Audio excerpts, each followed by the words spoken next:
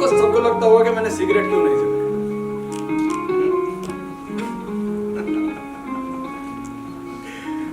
आपके लिए हो सकता है आप में से कुछ लोगों को इससे एलर्जी। माइक में बोलो ना। लेकिन इसका मतलब ये नहीं है कि मैं आप सबकी बहुत चिंता करता हूँ या बहुत बड़ा समस्या। अवाज नहीं आओ तो भाई।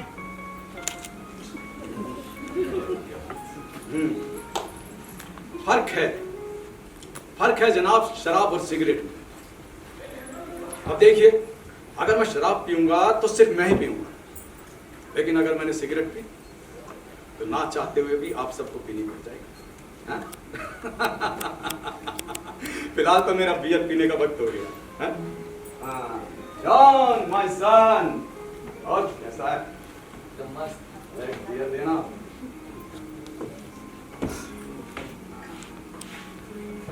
गिलास और चखना भी भेज दे यार।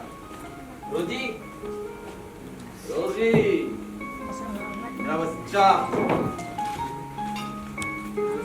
हाँ,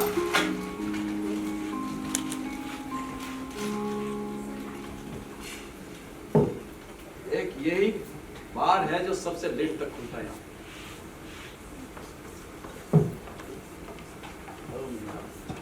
और कैसा है रोजी?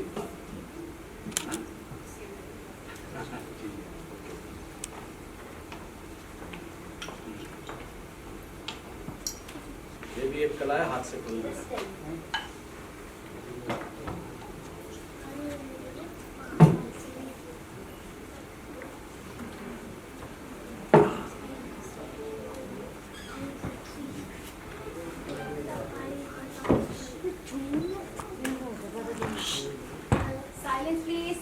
आप चाहे तो इस मेज पर आ सकते हैं। अरे नहीं नहीं नहीं, जगह काफी है। आपको कोई तकलीफ तो नहीं? नहीं नहीं, मुझे कोई तकलीफ नहीं होगी। चलिए फिर आ जाए, आपके साथ ही। आइए बैठिए। नमस्कार। नमस्कार। जॉन, फ्रेंड आए हैं तुम्हारे, याद भेजियो। रोजी,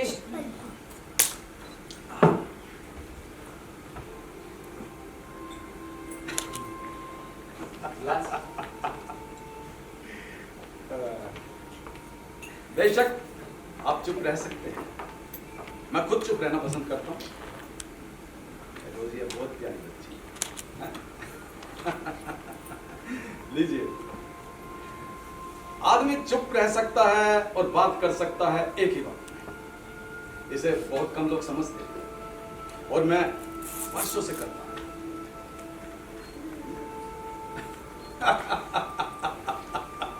आदमी चुप भी रह सकता है और बात भी कर सकता है एक ही वक्त में, कैसे? लिखना वक्त से पहले सीखना चाहते हो हैं? चलिए बता। ये गिलास उठाइए, उठाइए उठाइए।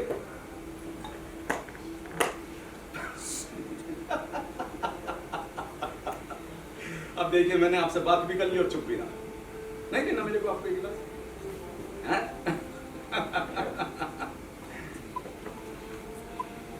ये क्या आप छोटे गिलास से पी रहे? हाँ जी, लगता अभी आपको इसकी लत नहीं लगी। मैं आपको देखते ही पहचान गया था कि आप इस जगह के नहीं हैं, क्योंकि इस घड़ी यहाँ जो लोग आते हैं मैं उन सबको पहचानता हूँ, लेकिन आप उनसे बात नहीं कर सकते। पूछिए क्यों? पूछिए पूछिए क्यों? क्योंकि वो पहले से ही बहुत पिए हुए। वो यहाँ आते हैं अपनी आखिरी बियर के लिए, क्योंकि दूसरे को जल्दी बंद हो जाते हैं और फिर वो कहीं और जा ही नहीं सकते, लेकिन बहुत जल्दी खत्म हो जाते हैं यहाँ मेज पर, भर सड़क पर, ट्राम में। अरे कई बार तो जनाब मुझे उन्हें उठाकर उनके घर तक पहुंचाना पड़ता है। बेशक अगले दिन वो मुझे पहचानते भी नहीं।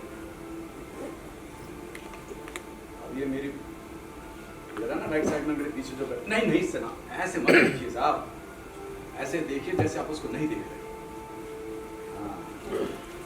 परसों जो ये ना बात राइट में पुलिया, वहां पर बेहोश पड़े थे जनाब। अब जैसे तैसे मैं उन्हें उनके घर तक पहुंचा के आया। रात सुबह मिले, मैंने कहा हेलो, कहने लगे मैं आपको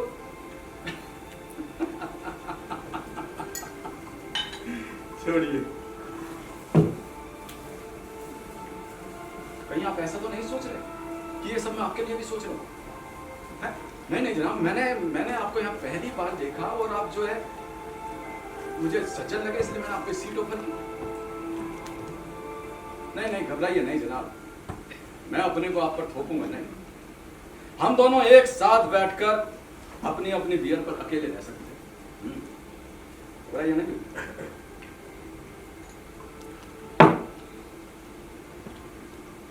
मेरी उम्र में ये जरा मुश्किल है, क्योंकि हर बूढ़ा आदमी थोड़ा बहुत डरा हुआ होता है। धीरे धीरे गरिमा के साथ बूढ़ा होने में बहुत बड़ा रेस है, हर किसी के बस का नहीं है जनाब। मैं तो कहता हूं कि बूढ़ा होना भी एक कला है, जिसे बहुत मेहनत से सीखना पड़ता है।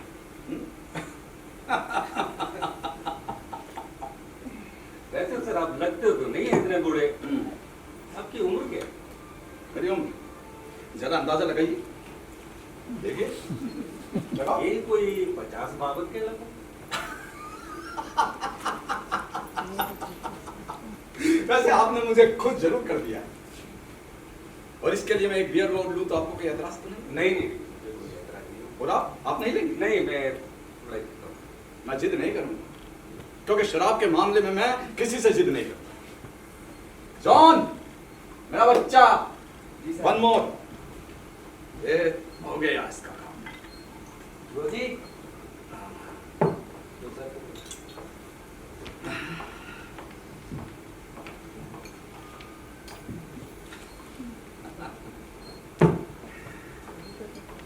हर आदमी को अपनी जिंदगी और अपनी शराब चुनने की आजादी होनी चाहिए। दोनों को हम सिर्फ एक ही बात तो चुनते हैं, बाद में तो हम सिर्फ दोहराते रहते हैं, जो एक बार पी चुके हैं या जो एक बार जी चुके हैं।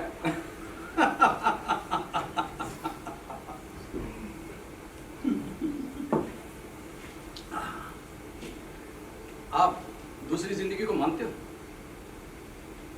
मेरा मतलब मौत के बाद भी। अब वो घिसा पीटा जवाब मत देना कि मैं किसी धर्म को नहीं मानता। मैं खुद कैथोलिक हूं। नहीं सर ऐसी कोई बात नहीं है। जी हाँ मैं पूर्ण धर्म में विश्वास रखता हूँ। मुझे आप लोगों का ये विश्वास बेहद दिलचस्प लगता है कि मरने के बाद भी आदमी पूरी तरह से मर नहीं जाता। हम पहले एक जिंदगी पूरी करते हैं, फिर दूसरी, फिर तीसरी। अक्सर रात को मैं इस समस्या के बारे में सोचता हूं। और आप जानते हैं मेरी उम्र में नींद आसानी से नहीं आती। उसके लिए छटाक भर लापरवाही चाहिए, या फिर आधा छटाक थका। अगर आपके पास दोनों नहीं है तो आप उसका मुआवजा 1.5 छटाक बियर पीकर कर सकते हैं। Cheers!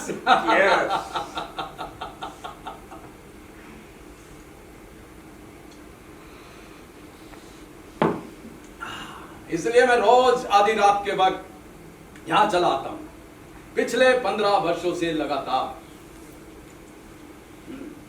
15 वर्षों से लगातार आप आधी रात को, तो क्या आप सोते नहीं?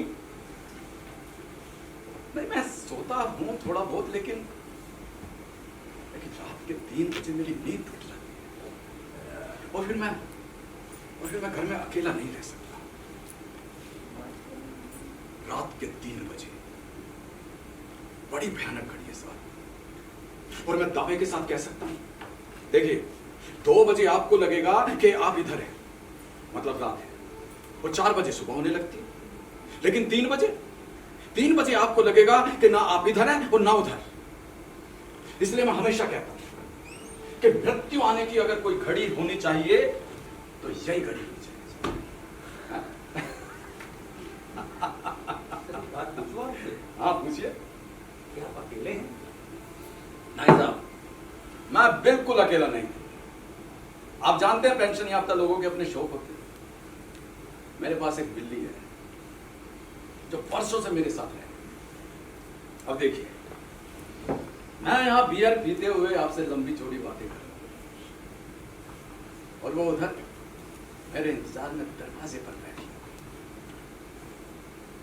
आपके बारे में तो मैं नहीं जानता, लेकिन मुझे एक ख्याल काफी तसल्ली देता है कि कोई है जो मेरे इंतजार में बाहर सड़क पर आंख लगाए बैठा है। और मैं ऐसे लोगों की कल्पना भी नहीं कर सकता साहब कि जिनका कोई इंतजार न करे, या जो खुद किसी का इंतजार न करे। जिस क्षण आप इंतजार करना छोड़ देते हो, उस वक्त आप जीना भी छोड़ देते हो साहब। अब ये मत पूछिएगा कैसे है।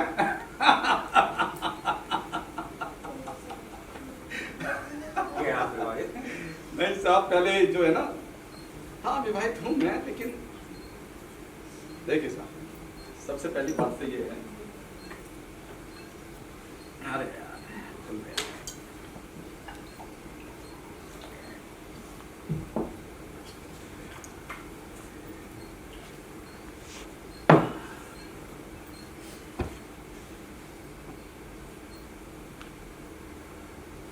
जन्म से लेकर मृत्यु तक आदमी सिर्फ इंतजार करता है।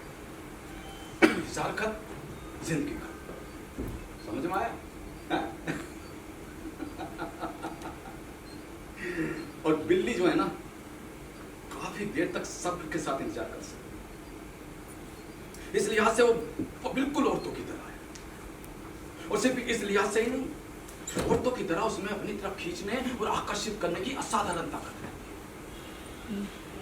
आपने कभी नोटिस किया कि डर दोनों ही में हम अकेले में लुटेबंदी से खड़े हैं। वैसे डर आपको कुत्तों या बाकी जानवरों से भी लगता हो, लेकिन वो निचले दर्जे का है। आप एक और किनारा करके निकल जाते हैं और कुत्ता दूसरी ओर किनारा करके निकल जाता है। उसको डर लगा रहता है कि कहीं आप उस पर बेईमानी ना कर दें, और आप इसलिए सहमे से रहते हैं कि कहीं वो आंख बचाकर आप पर झपट ना पड़े। अरे क्या सर, आपने तो डरा ही दिया मुझे। इस डर में कोई रहस्य, कोई रोमांच, कोई संभावना नहीं है साहब, जो अक्सर बिल्ली या सांप होते हैं। और एक बात सबसे बता, बिल्ली को आप औरतों की तरह आखिर तक सही नहीं पहचान सकते, चाहे आप वर्षों से उसके साथ क्यों ना रहते। ऐसा नहीं है कि वो जानबूझ के कोई चीज छुपाए रखते, बल्कि खुद आप में इतना हौसला नहीं होता कि आप आखिर तक उसके भीतर के लगे दरवाजे को खोल सकें। आपको ये बात जरा अजीब नहीं लगती कि हमें वही चीजें ज्यादातर अपनी तरफ खींचती है जिसमें थोड़ा बहुत आतंक छिपा। काम हो गए?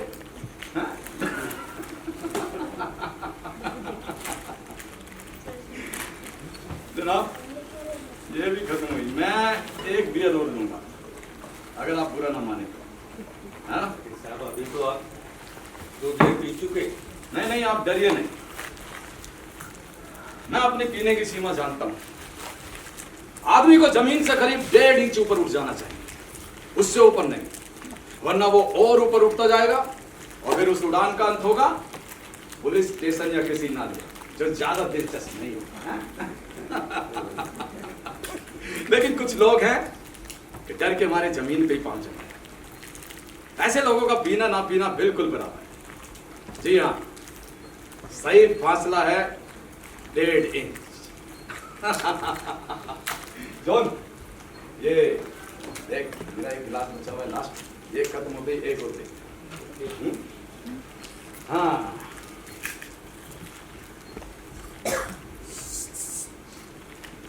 इतनी चेतना अवश्य रहनी चाहिए साहब।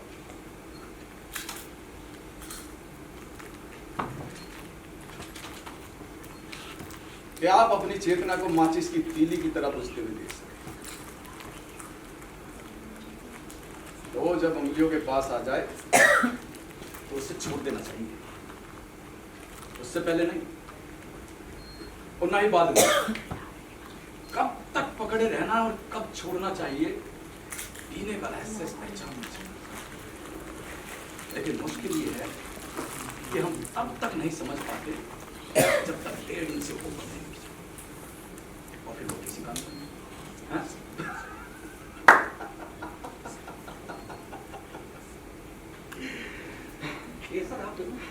जनक पहचान, आप भी हंसेंगे इस बात पर कि पहचान हमें तभी आती है जब हम पहचान के परे चलते हैं। और मुझे बिल्कुल बुरा नहीं लगेगा अगर आप हंसकर मेरी बात करें, क्योंकि मैं खुद कभी कभी ये कोशिश करता हूँ कि इस आशा के साथ रहना सीख लूं कि कई चीजों को ना जानना ही अपने को सुरक्षित रखने का रास्ता है।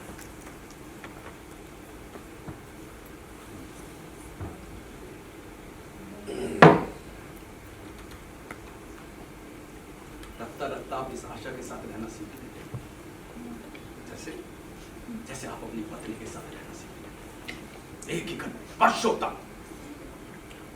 हालांकि एक संशय बना रहता है कि कहीं कहीं वो भी तो आपका खेल नहीं है।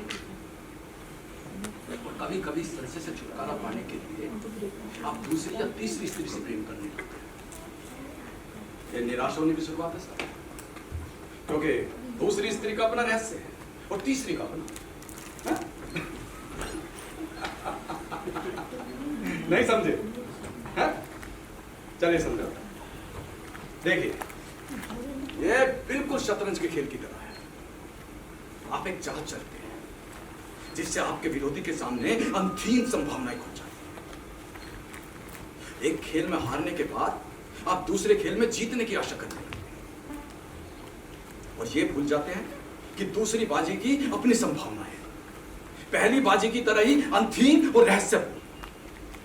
इसीलिए मैं कहता हूं साहब कि जिंदगी में आपका संपर्क कितनी भी औरतों से होगा, असल में आपका संपर्क सिर्फ एक औरत से ही होता है।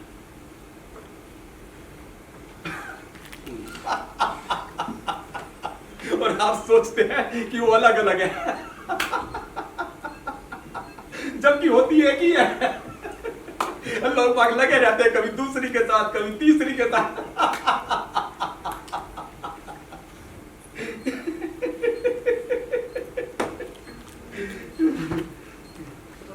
इतना ही हंसते रहते हैं, आज कोई स्पेशल बात नहीं साहब, मैंने आपसे कहा था ना कि धीरे धीरे गरिमा के साथ बूढ़ा होने में बहुत बड़ा देश, बस ये रहस्य उसी पहचान में छिपा। देखिए साहब, जिंदगी का असली मजा स्वस्थ शरीर के साथ है। अब इतनी रात तक शराब पीने के बाद मैं सुबह सुबह योगा तो कर नहीं सकता, तो उसकी पूर्ति में हंस के कर। तो आप जानते हैं, हंसना अपने आप में सबसे बड़ा वर्कआउट है जनाब। अगर आपको हंसना आ गया, परिस्थिति चाहे कैसी भी, अपने अनुभव से कह रहा हूं, बीमारियां आपसे कोसों दूर नहीं। इसीलिए तो मैं कहता हूं कि बूढ़ा होना भी एक कला है जिसे बहुत मेहनत से सीखना पड़ता है।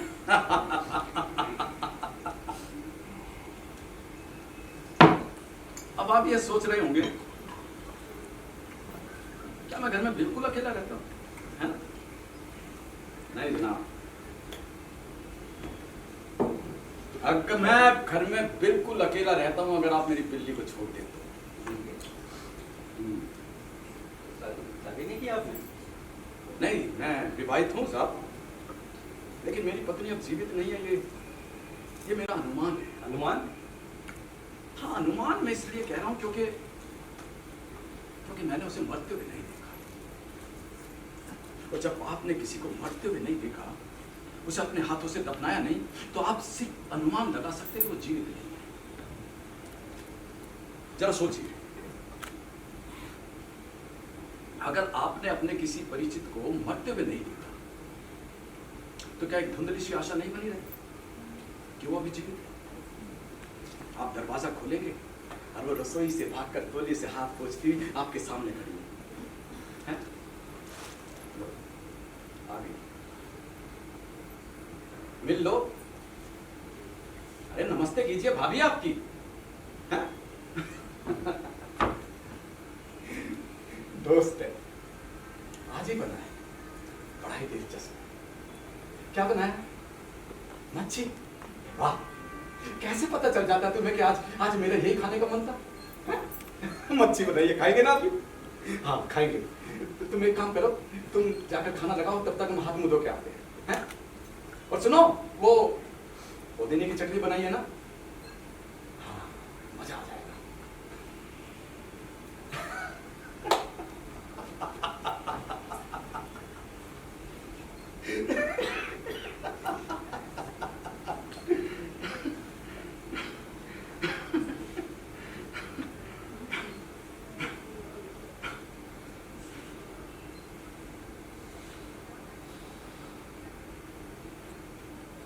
भी सोच रहे होंगे कि मैं पागल हूं। सॉरी।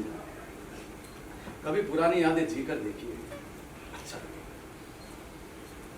मैं भी जानता हूं कि ये भ्रम है, अब ऐसा नहीं हो, अब वो नहीं है। अब उसकी जगह बिल्ली आ गई है, जो दरवाजे के पीछे देरी पर सिर टिकाए अपनी आंखों का रंग बदलती है। मैंने लोगों से कहते सुना है कि समय बहुत कुछ सोच देता है। क्या आप भी ऐसा सोचते हैं? आप क्या सोचते हैं? मैं मुझे लगता है कि वो सोखता उतना नहीं जितना बुहार देता है, अंधेरे कोनों में, कालीन के नीचे, ताकि ऊपर से दिखाई न दे। लेकिन उसके पंजे हमेशा पार रहते हैं और किसी भी अनजान घड़ी में आपको दबोच सकते हैं। खचा!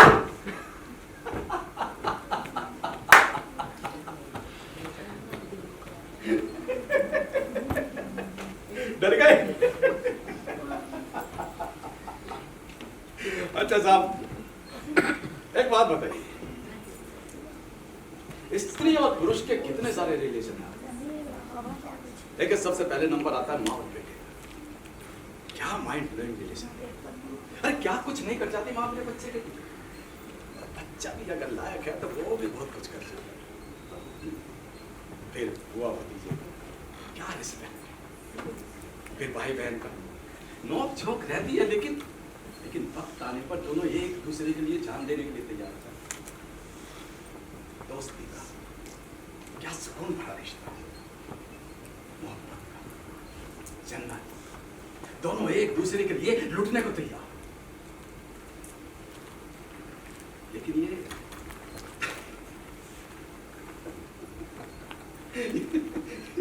कौन सा रिश्ता बचाओ? हस्बैंड वाइफ का। ये रिश्ता मेरी समझ में नहीं आता। आप समझते हैं? नहीं। मुझे लगता है मैं भटक रहा है ना। ये बियर पीने का एक अपना सुख है।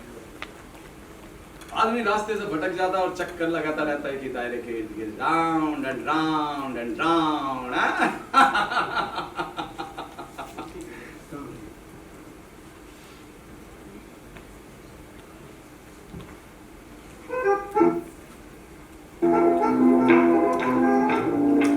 डांस म्यूजिक, चलिए चलिए चलिए सब आइए।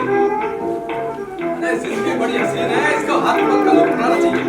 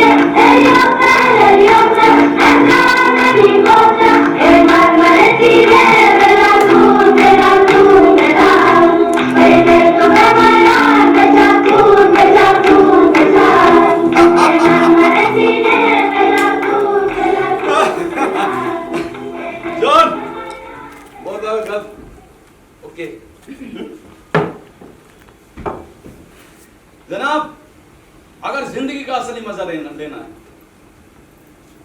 थैंक यू, तो अपना बचपन जिंदा रहे। देखा मजा आया ना? मजा आया। बचपन से याद आया, आप वो बच्चों को खेल जानते हो? जब वो एक दायरा बनाकर बैठ जाते हैं और एक बच्चा रुमाल लेकर चारों तरफ चक्कर काटते हैं, जानते हो? क्या आपके यहाँ भी खेला जाता है? मेरे भी बचपन में खेला है, हमारे यहाँ भी खेला जाता है। देखिए, हम चाहे कितने अलग क्यों ना हो, लेकिन बच्चों के खेल हर जगह एक जैसे हैं।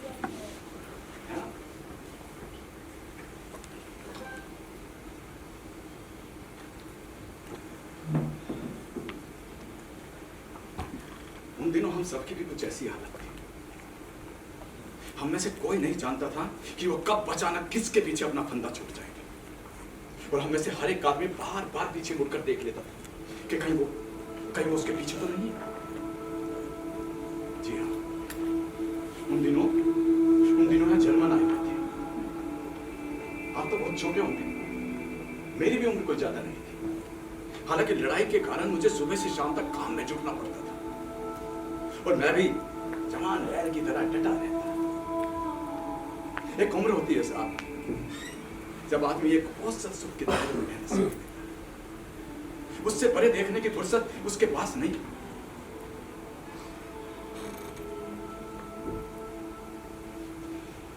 आपने अक्सर देखा होगा, जिसे हम सुख कहते हैं, वो एक खास लम्हा होता है और वो लम्हा गुजर जाने के बाद वो कुछ हल्का, कुछ फीका सा, कुछ धुंधला सा नजर आने लगता है। लेकिन जिसे हम दुख, तकलीफ या यातना कहते हैं, उसके लिए कोई खास मौका नहीं होता। उस वक्त हम बदहवास से हो जाते हैं और उससे पैदा होने वाली पीड़ा के लिए कोई बना बनाया फ्रेम नहीं ढूंढ पाते जिसमें हम उसे सही फिट कर सकें। देखिए, दुर्घटना होना एक अलग बात है और उसके परिणाम को अपनी जिंदगी में भोगना या भोग सकने के काबिल हो सकना बिल्कुल अलग बात है। मैं कहता हूं, समझे?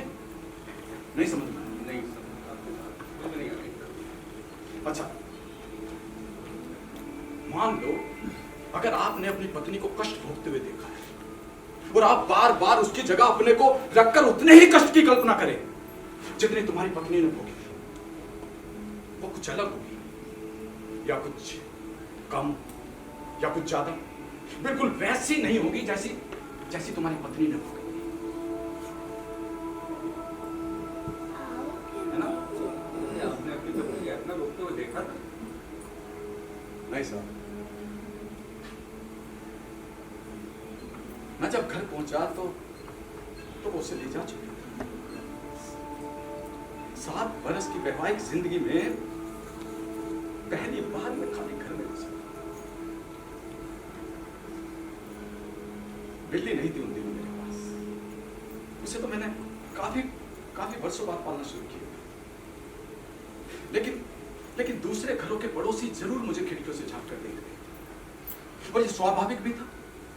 मैं खुद ऐसे लोगों को खिड़कियों से झांक कर देखा करता था जिनके रिश्तेदारों को जर्मनी की खुफिया पुलिस गेस्टापो बंद गाड़ी में ले जाती थी। लेकिन मैंने कभी कल्पना भी नहीं की थी कि एक दिन मैं घर लौटूंगा और मेरी पत्नी का कमरा खाली पड़ा। मैं एक बात पूछना चाहता हूं, हम जब भी मृत्यु, यातना या दुर्घटना की बात सुनते हैं या सुबह अखबार में पढ़ते हैं तो हमें यह विचार नहीं आता कि ये सब चीजें हमारे लिए भी हो सकती है या हो सकती थी। नहीं, हमें हमेशा यही लगता है कि ये सब चीजें दूसरों के लिए होती है?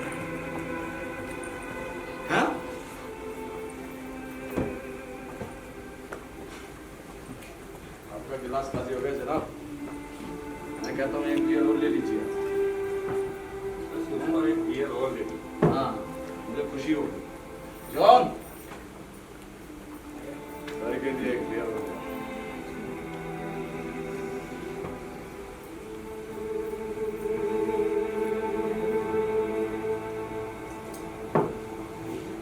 आप ये सोच रहे होंगे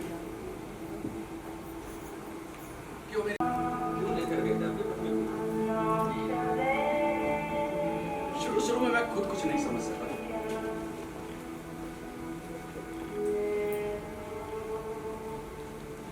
मैंने आपसे कहा ना कि दुर्घटना के वक्त आदमी बदहवास सा हो जाता है और उससे होने वाली यातना का ठीक अनुमान भी नहीं लगा सकता। मैं जब घर पहुंचा तो मेरी पत्नी की चीजें चारों तरफ बिखरी पड़ी थी। कपड़े, किताबें, मुद्दत पुराने अखबार, अलमारी और मेजों के दराज खुले हुए और उसकी हर छोटी बड़ी चीज फर्श पर उल्टी सीधी पड़ी थी। क्रिसमस के उपहार, सिलाई मशीन, पुराने फोटो एल्बम। आप जानते हैं कि शादी के बाद कितनी चीजें खुद ब खुद इकट्ठा हो जाती।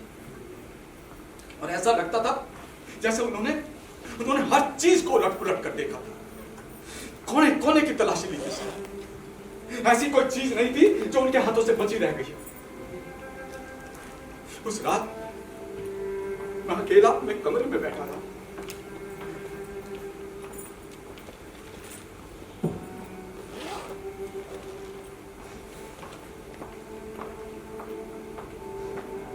मेरी पत्नी का बिस्तर खाली पड़ा था और तकिए के नीचे उसका रुमाल, माचिस और सिगरेट का पैकेट रखा था।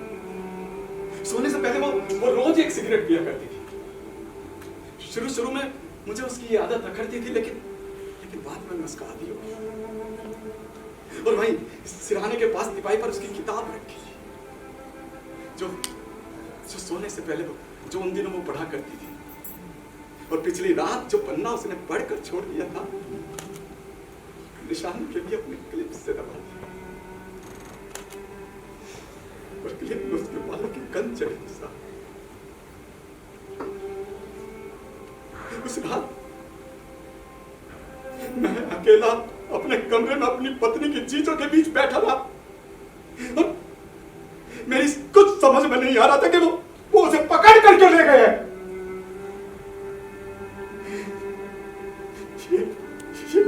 मेरी समझ के बाहर फंसा।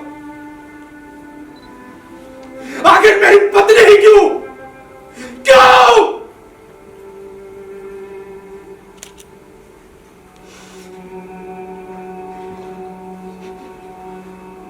सारी रात मैं अपने आप से यही प्रश्न पूछता रहा।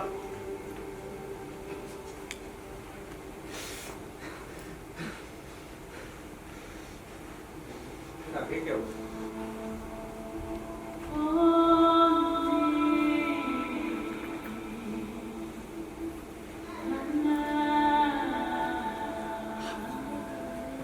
आश्चर्य होगा साहब, 7 वर्ष की वैवाहिक जिंदगी में पहली बार मुझे अपनी पत्नी पसंद है। मानो उसने मुझसे कोई चीज छुपा कर रखी, कोई ऐसी चीज जिसका मुझसे कुछ सरोकार नहीं।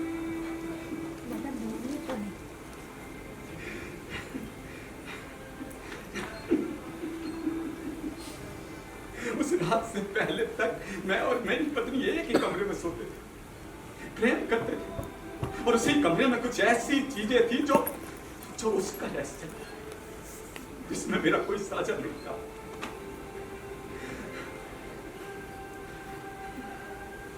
आपको ये बात दिलचस्प नहीं लगती कि वो मेरी पत्नी को मुझसे कहीं अधिक अच्छे से जानते थे?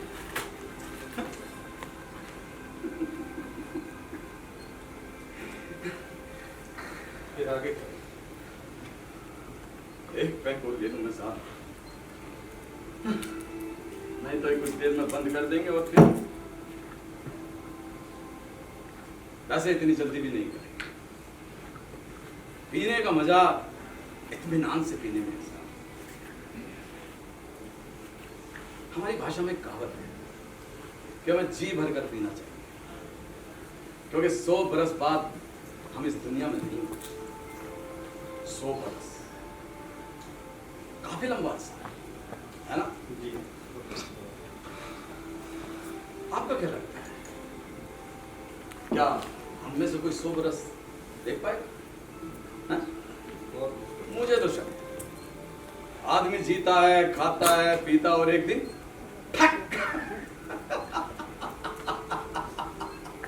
ऊपर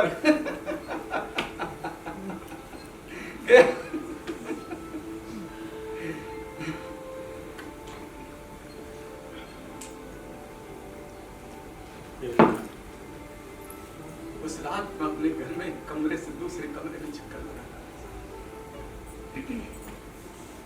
और आपको शायद हंसी आएगी इस बात पर कि पुलिस के बाद मैं दूसरा आदमी था जिसने अपनी पत्नी की चीजों की दोबारा तलाशी ली थी। एक एक चीज को बड़ी बड़ी गहराई के साथ देखा और परखा और मुझे विश्वास नहीं हो रहा था कि वो अपने पीछे एक भी ऐसी चीज नहीं छोड़ जाएगी जिसके सहारे मैं कोई ऐसी चीज पा सकूं जिसमें मेरा भी साझा है। और मुझे रह रहकर विश्वास नहीं हो रहा था कि मैं उससे कुछ नहीं पूछ सकता, क्योंकि मैं जानता था कि वो उनके हाथों से बच नहीं सके। वो अब तक जितने भी लोगों को पकड़ कर ले गए थे, मैंने किसी को भी वापस लौटते हुए नहीं देखा।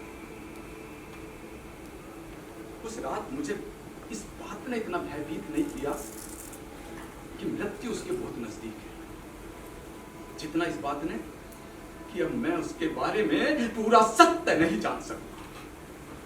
मृत्यु हमेशा के लिए उसके भेद पर ताला लगा देगी और वो अपने पीछे एक भी ऐसा सुराग नहीं छोड़ जाएगी जिसकी मदद से उस ताले को खोल सकूं।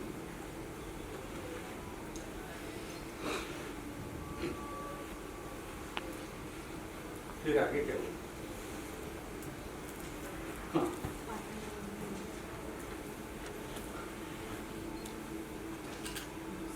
दूसरे दिन उन्होंने मेरा दरवाजा खटखटाया। मैं जानता था वो आएंगे और मैं भी तैयार होकर उनकी प्रतीक्षा कर रहा। अगर मेरी पत्नी सब कुछ कबूल कर लेती तो शायद उन्हें मेरी जरूरत नहीं, लेकिन मैं अपनी पत्नी को जानता था कि वो अपने मुंह से एक शब्द भी नहीं निकालेगी। मैं उसके रहस्य से जरूर अपरिचित था, लेकिन उसकी आदतों से अच्छी तरह वाकिफ था। वो चुप रहना चाहता नहीं, फिर यातना चाहे कितनी भयंकर क्यों।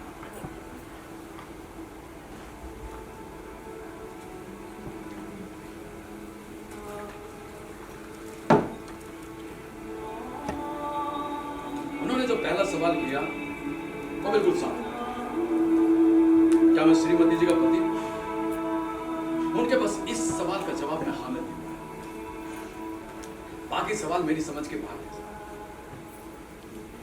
उन्हें लगता था कि मैं उनसे झूठ बोल रहा हूं, उन्हें धोखा दे रहा हूं, अपनी खाल बचाने के लिए उनसे कन्नी काटी, और फिर वो मुझे एक अलग सेल में ले गए।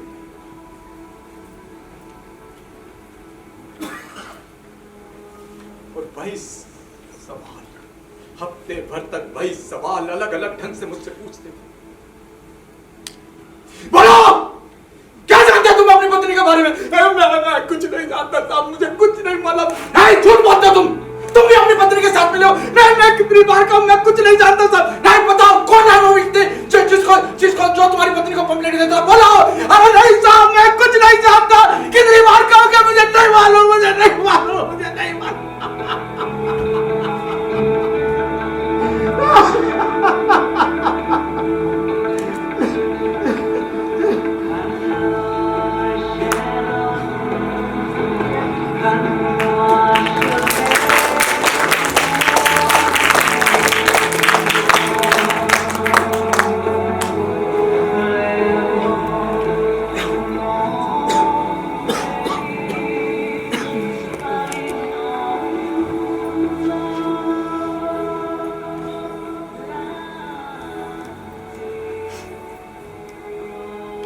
मुझे तब तक पीटते थे जब तक मेरी चेतना नहीं खो जाती थी, लेकिन उनमें भी असीम धैर्य था। वो तब तक इंतजार करते थे जब तक मेरी चेतना लौट नहीं आती थी, और फिर वही सिलसिला शुरू, वही सवाल, वही अंतिम यातना।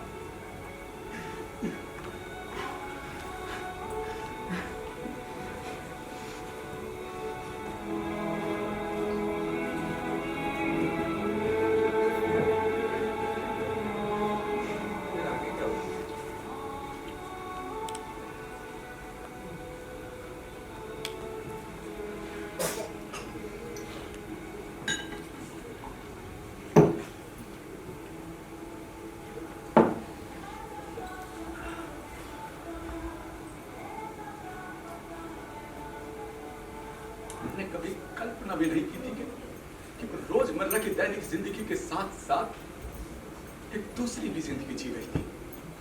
मुझसे अलग, मुझसे बाहर, मुझसे अछूती एक ऐसी जिंदगी जिसका मुझसे कोई पास नहीं है।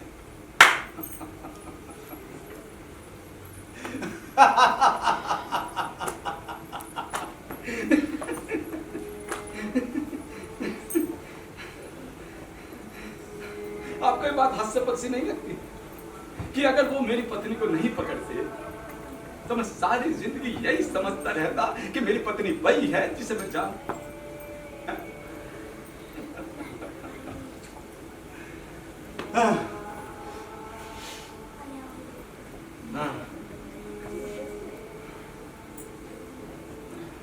जॉन, कुछ और खाने को भेजिए यार।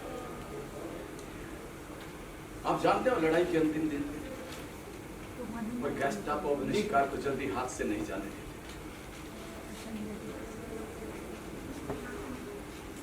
वो मुझे मारते थे, मुझे ये यातना नहीं थी। मेरे सामने उनका सवाल के जवाब देने के लिए मेरे पास कुछ नहीं था।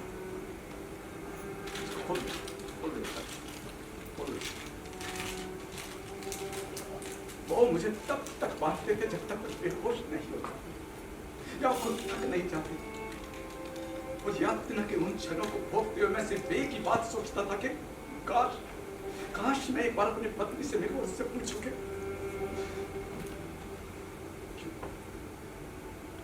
क्यों किया ऐसा? किस पाप की सजा में भुगत रहा हूं? तुमसे प्यार करने की या तुमसे शादी करने की? बोलो, अरे बोलो!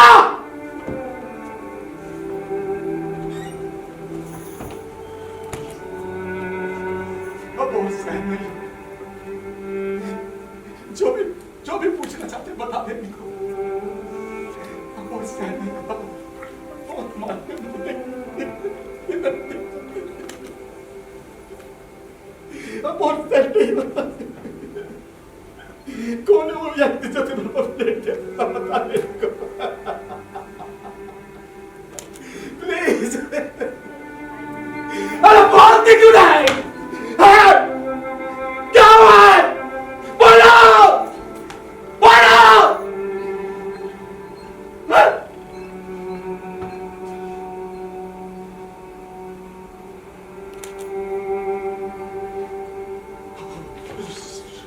मेरा बच्चा रोज मनसन, सॉरी।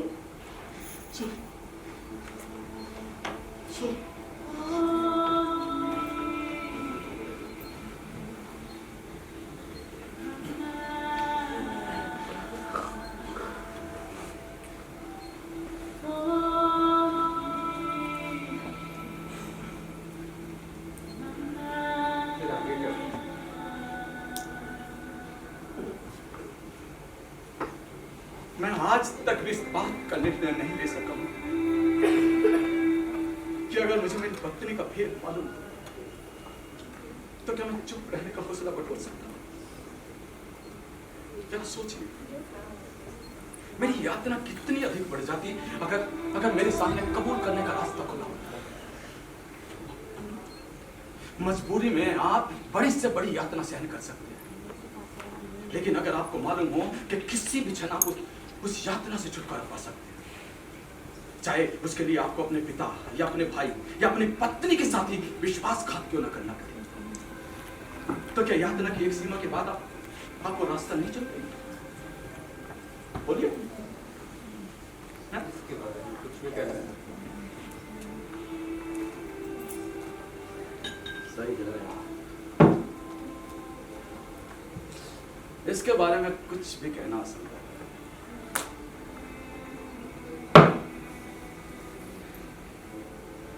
चुनने की खुली छूट से बड़ी पीड़ा कोई दूसरी नहीं है।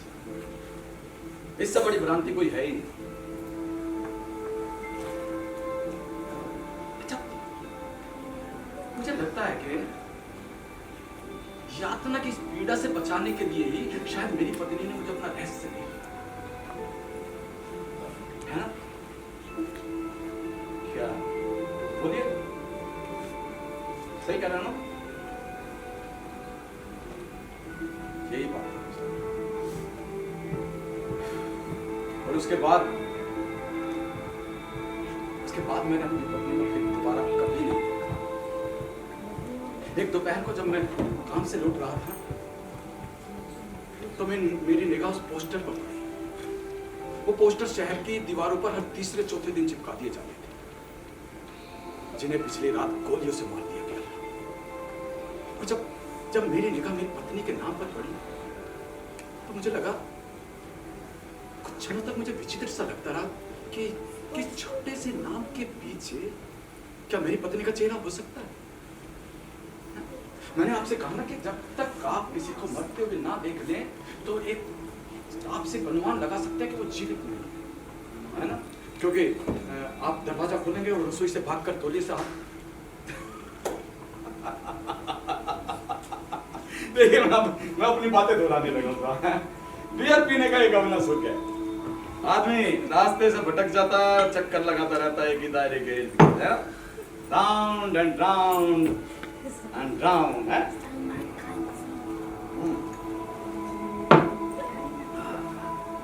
हाँ, आप जा रहे हैं? हाँ सर। रुकिए रुकिए, मैं भी चलता हूँ। मैं सलामी के 2-4 टुकड़े ले लूँ। अब तक बेचारी मेरी बिल्ली भूखी प्यासी बैठी होगी, जो मेरा पार्सल दे।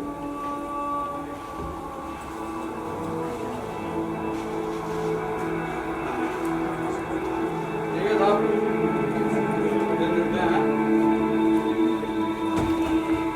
अरे चलिए, मैं आपको अपने घर पर छोड़ देता हूँ। नहीं नहीं, मैं चला जाऊंगा साहब, मैं अपने पीने की सीमा जानता हूँ।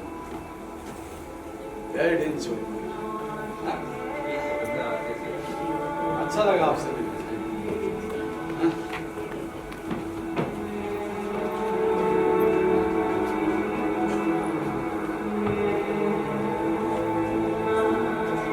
एक बात मैं आपसे पूछना चाहता हूँ।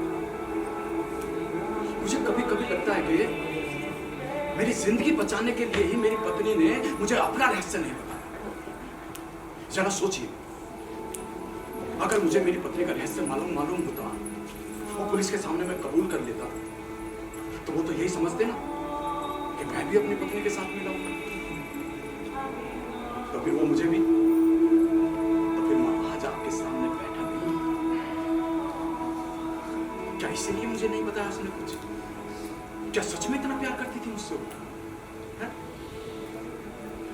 मुझे लगता है कि प्रेम जो है ना, सिर्फ अपने को खोलना ही नहीं, बहुत कुछ अपने को छिपाना भी होता है, ताकि अपने निजी खतरों से दूसरे को मुक्त रख सके। शायद इसीलिए मेरी पत्नी ने मुझे नहीं बताया, ताकि मैं जीवित रह सकूं। सही सोच रहा हूं? छोड़िए, मैंने आपको चिंता में डाल दिया। आप बियर पीजिए और सिर्फ 1.5 इंच ऊपर तक उठिए। Good night.